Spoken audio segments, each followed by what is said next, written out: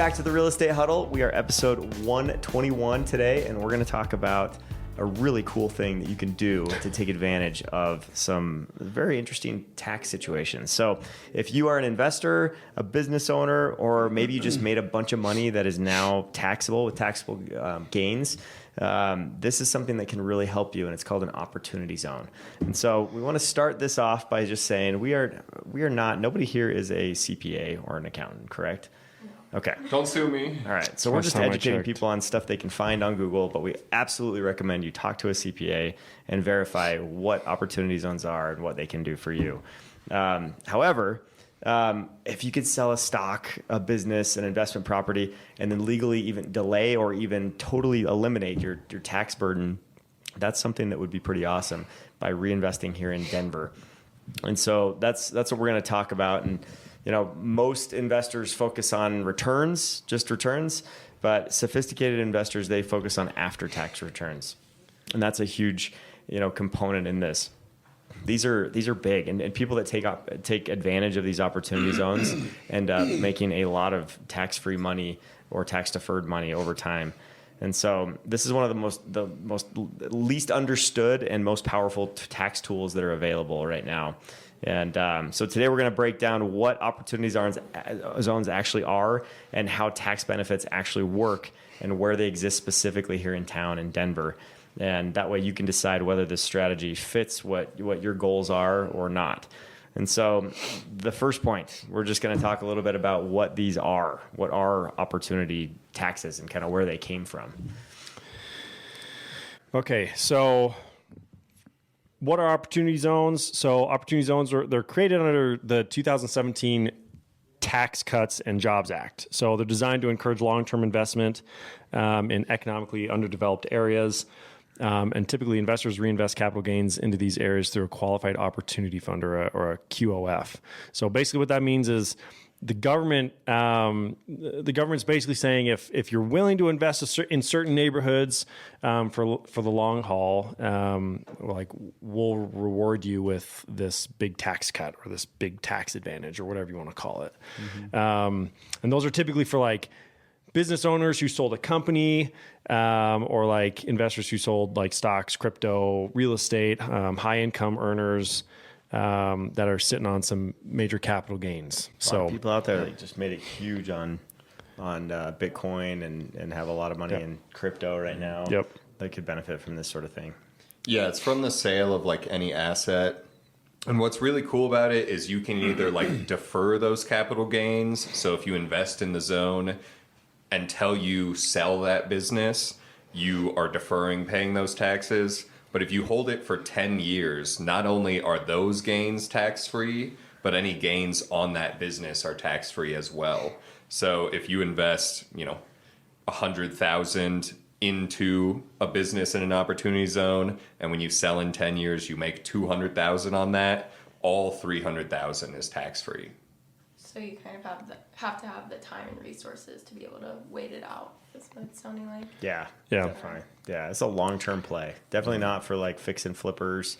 It's more your long-term savvy, sophisticated investor, right? That's going to be strategic, and it's pretty cool. Oh yeah, go ahead. Yeah, I will say you do defer the taxes for the whole time that you're controlling that. Mm-hmm. So you can defer it for 9 years. But 10 years is that sweet spot where you hit it where it's just all tax-free and you can sell it, you can hold on to it, do whatever you want. Yeah.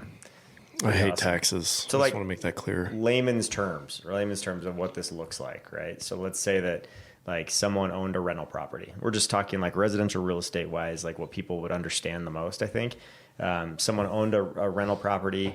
Instead of cashing out on that rental property, they put that property into a qualified opportunity fund, like they're talking about, right? Where they don't see that money, right? They pass it through a fund that then gets passed into, when they sell, it goes straight into an asset that they find. Like say they find a property on the map that's in the opportunity zone in Denver, right? Which we'll talk about what areas those are in a second here. But that property, if they bought it, and let's say they bought a duplex, or they bought a home and then they created an ADU on top of it, right? Or something like that, you can reinvest in that space put the money from your sale into that, and then hold that for 10 years or more for that to be a tax-free like investment. All the growth would be tax-free as far as, what you can find on Google right now. So definitely verify with your CPA. Again, we'll say that a couple times through the episode, but that's what these are all about. So we want to just educate people that these are out there and that there's some opportunities where you can save a lot of money. Mm-hmm. And there's about 20 of these zones. I think it's 126 total across the state, but in Denver Metro alone, there's about 20 of them. And they're not super defined, so they have some qualifications for what it takes to meet one of these zones. But there are definitely areas of these zones that are really great places to invest in that are actually pretty nice. I'd say, if you're working with someone like us, we can definitely identify, hey, if you're in this portion of one of these zones, it's going to be a really good opportunity for you. So they have to have at least 20% of the residents below the poverty line. But the zones are pretty big. So there's some of those zones where a small portion of it is what's qualifying the zone, but then the rest of the zone is actually a pretty nice area, is already developed. And because of other investor money coming into these opportunity zones, we can expect more development in them. Yeah, definitely. So that's pretty awesome. And now we'll talk about like where these are in town, right? Where are these types of places at? And there are maps you can find on like Google Images that will show you the Denver Opportunity Zone. And what the areas that it highlights are specific to like North and Northeast Denver. There's parts of West Denver that are included in there. Sun Valley was one of them. We had Commerce City, even West Sun Valley even bordered up to like a little bit of Sloan's Lake area, right? And some of that Edgewater space. Yep. So Don't tell people our secrets. You can't tell them the good right. parts. So it's bordering up to some decent spaces. And so again, like we go back to the like real example, right? I just sold a bunch of Bitcoin. Now I'm going to pass it through this opportunity fund and go buy, let's say some like warehouse space, right? And now I'm going to change that warehouse space into a business that I want to run in that opportunity zone. And now I can make a bunch of money that's going to be, as that business or asset appreciates over time, can be tax deferred or tax free, which is pretty cool. So definitely a way to save hundreds of thousands of dollars in taxes. Yep.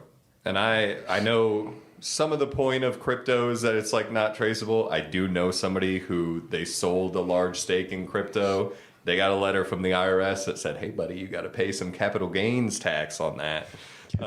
So it's definitely something where, I think crypto is a great thing. If you're selling a company, just really any large asset, and you want to not pay a bunch of taxes on it, this is a great thing to do. And you can do any type of business other than what they legally term as like sin businesses. So if you're thinking of opening up a casino, unfortunately, they're not going to let you do that. But pretty much every other business, anything that you're looking to invest in, you can even invest in a pre-existing business. There's just thresholds that you have to meet of growing that business after you purchase it. But I think a really great play here is like if you're getting residential real estate, you're going to make that money from rental income, hold on to it while it appreciates for 10 years. And then once you sell it, all that appreciation, all the original capital that you put into it, no taxes.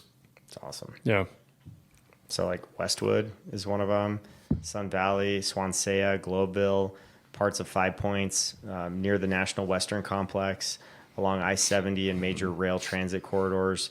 There's a lot of these little pockets that you can look at on the map. And as long as you're inside those areas, then this applies. So yeah, the West Pleasant View one has parts of Applewood in it that are really nice. Like there's a lot of these that if you know what you're looking at, there's portions of it that are still within those boundaries that I wouldn't expect to be there.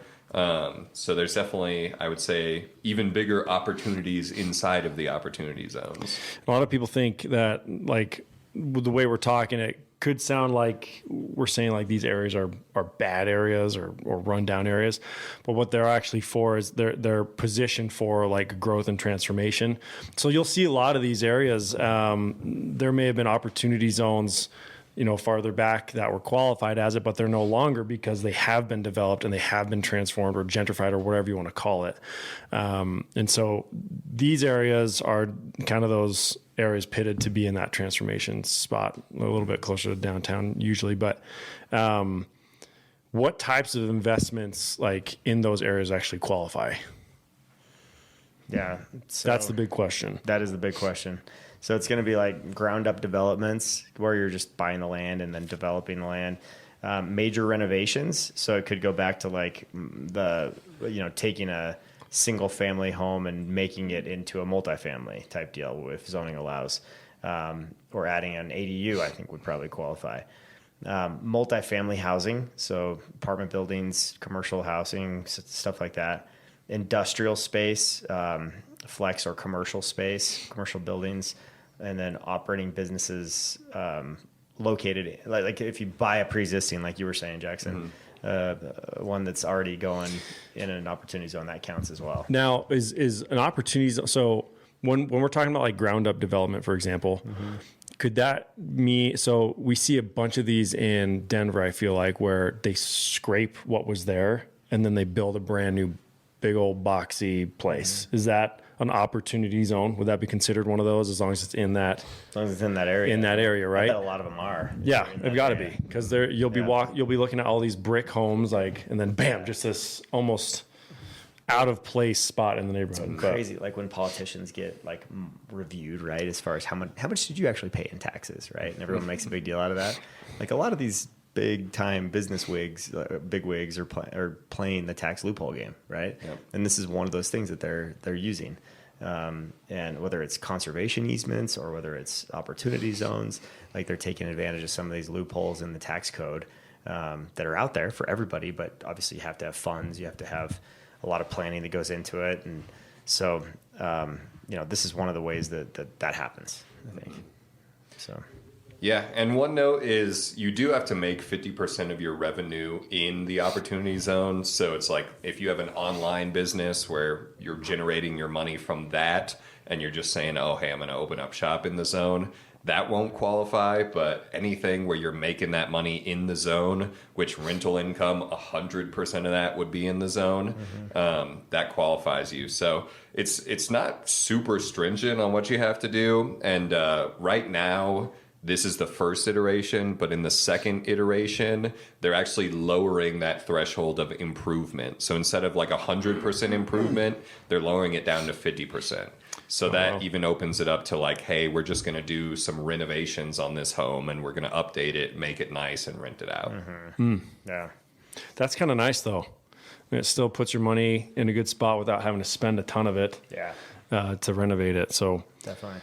And I think a lot of these builders, like infill project type builders, are looking for these, opportunities 100%. in these opportunity zones, so they can do something like this. But So we did mention, though, did you mention quick flips, like minor cosmetic renovations, like stuff like that probably are not going to work for these, got to be these long term. the land of Yeah. Oz? So, you can defer up to a calendar year. Right. So if you were doing a quick fix and flip, it would just defer those taxes another year, which probably isn't going to help you a ton.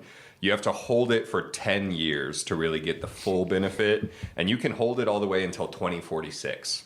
So if you get a business, the business is growing, making a ton of money, you can hold on to it for 20 years, sell it right before that threshold, and you never pay taxes. Yeah. Some pretty amazing gains. And so kind of some of the qualifications, right? It's a good fit for you if you have a large amount of capital gains that you need to figure out what to do with before you get taxed on it. And then number two, you definitely don't need the liquidity, so you can't have to cash out on it in the next 10 years. So you want to be able to at least hold it for 10. And then if you want tax efficient growth, this is for you. If you believe in Denver's long-term fundamentals, like as a city, that we're going to be, looking good over the next 10 plus years, then that's a good sign that you should do this. And then if you already, you're already investing at a higher level, and maybe at a higher tax bracket as well, like this is something that you should definitely look into. But if you don't like complexity, this may not be for you, right? If you just want to keep things simple, just keep buying rentals and, you'll probably be okay if you're just, a little on the simpler side of investing. But this is something that people that are willing to let a CPA handle a lot of the complexity for you. You don't have to handle all of the complexity, right? But if you've got a great idea for a business and you think it could work in some of these areas, that's a great thing to be looking for. Yeah. Yeah. Any sale of an asset. So it's like that could be cryptocurrency, that could be selling your business, real estate, but it can also be stocks and bonds. So I know somebody personally who he got into a very big company now as a startup. He could sell some of his stock from that company, take that money and put it into an asset in one of these opportunity zones and never pay taxes on it. So he's eventually going to have to pay taxes whenever he sells those. Yeah. But doing something like this, you can, even just selling stock, not even selling your whole company, you're able to avoid that tax hit. Yep, absolutely. Yeah, and again, don't take our word for it. Talk to the experts, the CPAs. They know this stuff inside and out. So if you need a good CPA, we have some referrals that we can give you as far as that goes. Some great ones: Nathan Moore, Ryan Wynn, some awesome guys that can help you with that. But if you're sitting on capital gains and you're wondering, if opportunities make sense for you, the first step isn't buying a property; it's building the right team around you. And it starts with a CPA as far as that goes, but then you may need some real estate help as well. And if that's the case, we're here to help. We can definitely show you properties within the opportunity zone and see if we can, create a really cool multifamily situation and brainstorm with you as to how that could work. And that's where our expertise falls. And so we appreciate you guys listening, and we'll catch you on the next episode.